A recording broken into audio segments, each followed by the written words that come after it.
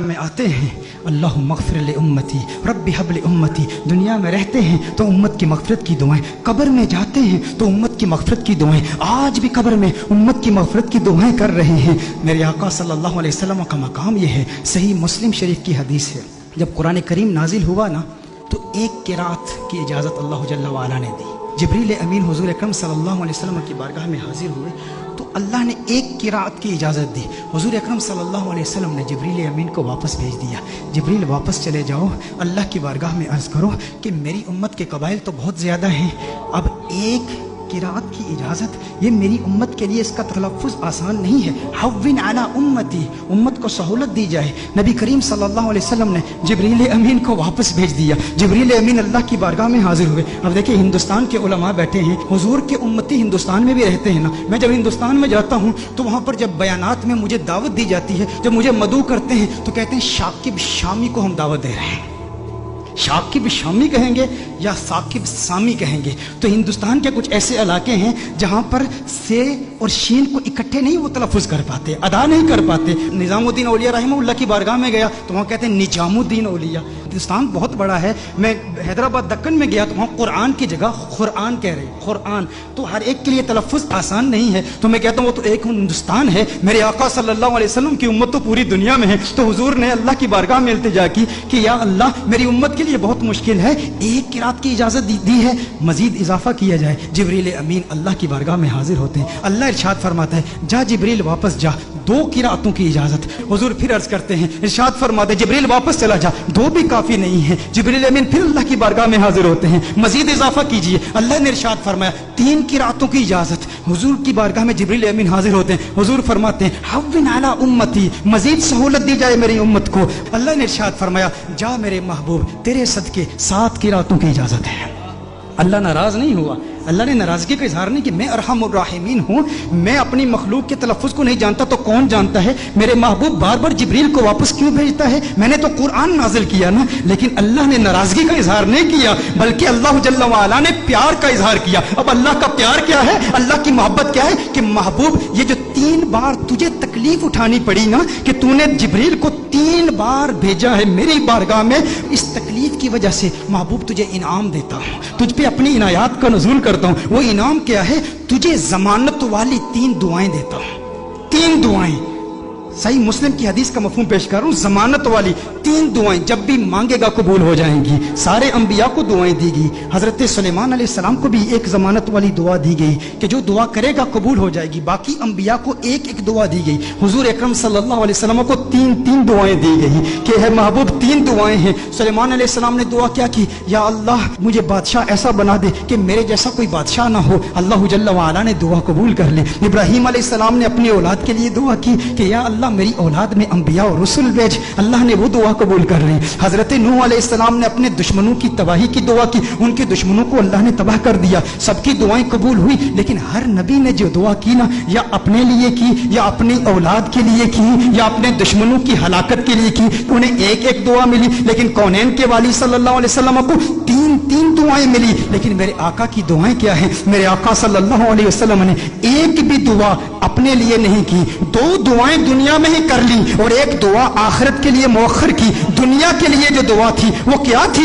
اللہم اغفر لامتی، اللہم اغفر لامتی، اللہم اغفر لامتی، ہے اللہ میری امت کی مغفرت فرما۔ میرے آقا صلی اللہ علیہ وسلم نے دوسری دعا کیا کی؟ پھر اللہم اغفر لامتی، ہے اللہ میری امت کی مغفرت فرما۔ علماء نے کلام کیا ہے کہ پہلی جو دعا تھی وہ کبائر گناہ کے لیے تھی، دوسری جو دعائیں تھی وہ صغائر گناہ کی ہے، لیکن تیسری دعا میرے آقا صلی اللہ علیہ وسلم نے مؤخر کر لی۔ اور مؤخر کیوں کی؟ حضور نے ارشاد فرمایا یہ تیسری دعا آخرت کے لیے بچا کے رکھی ہے۔ یا رسول اللہ صلی اللہ علیہ وسلم کیوں بچا کے رکھی ہے؟ حضور نے ارشاد فرمایا وہ آخرت کا دن ایسا دن ہے جب سب نبیوں کی امتیں یہاں تک کہ انبیاء بھی میری بارگاہ میں حاضر ہوں گے، یہ ان کے لیے سنبھال کے رکھی ہے۔ حضور اکرم صلی اللہ علیہ وسلم نے ابراہیم علیہ السلام کی امت کے لیے، عیسیٰ علیہ السلام کی امت کے لیے، موسیٰ علیہ السلام کی امت کے لیے، ان سب کی امتوں کی مغفرت کے لیے یہ دعا سنبھال کے رکھی ہے۔ ذہن میں یہ سوال تو پیدا ہوتا ہے نا، باقی انبیاء کو بھی قیامت کی ہولناکیوں کا علم تھا نا، قیامت کی ہولناکیوں اور سختیوں اور شدت کا علم تھا نا، وہ جانتے تھے کہ مخلوق کس قدر مجبور ہوگی قیامت کے روز، انہیں بھی اپنی امت سے محبت تھی نا۔ باقی انبیاء نے آخرت کے لیے دعا کیوں نہیں بچا کر رکھی؟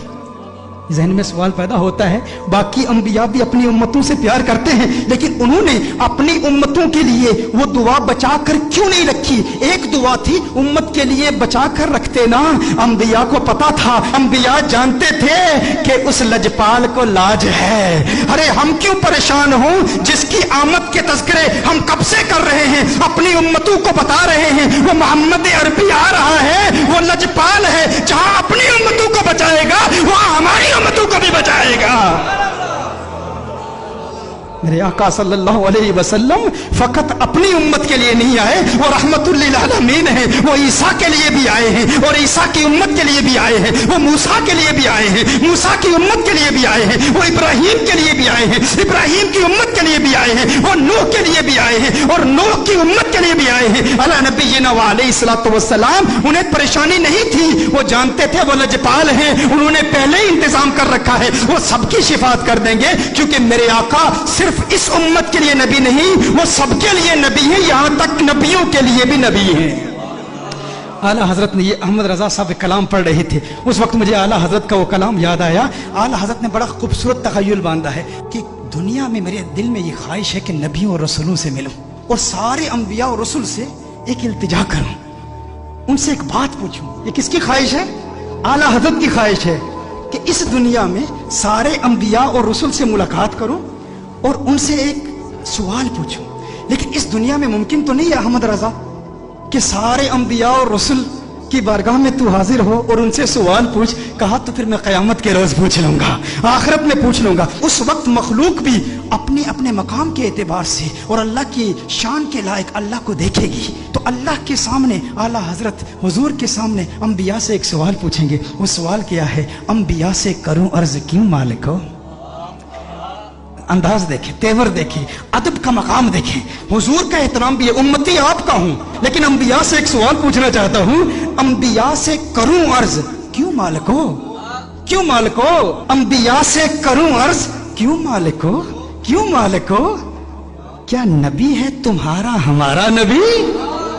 یہ جو ہمارے آقا ہیں، جو ہمارے نبی ہیں، کیا تمہارے بھی یہی نبی ہیں؟ انبیاء سے کروں عرض کیوں مالک ہو؟ انبیاء سے کروں عرض کیوں مالک ہو؟ کیا نبی ہے تمہارا ہمارا نبی؟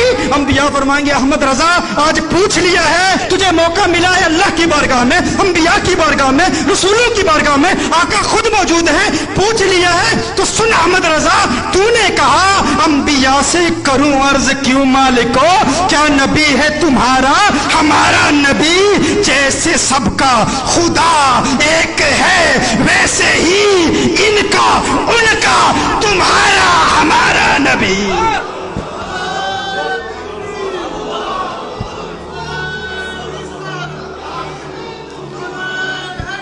جیسے سب کا خدا ایک ہے ویسے ہی ان کا تمہارا ہمارا نبی۔ کرن بدلی رسولوں کی ہوتی رہی، چاند بدلی کا نکلا ہمارا نبی۔ کیا خبر کتنے تارے کھلے چپ گئے، پر نہ ڈوبے نہ ڈوبا ہمارا نبی، پر نہ ڈوبے نہ ڈوبا ہمارا نبی۔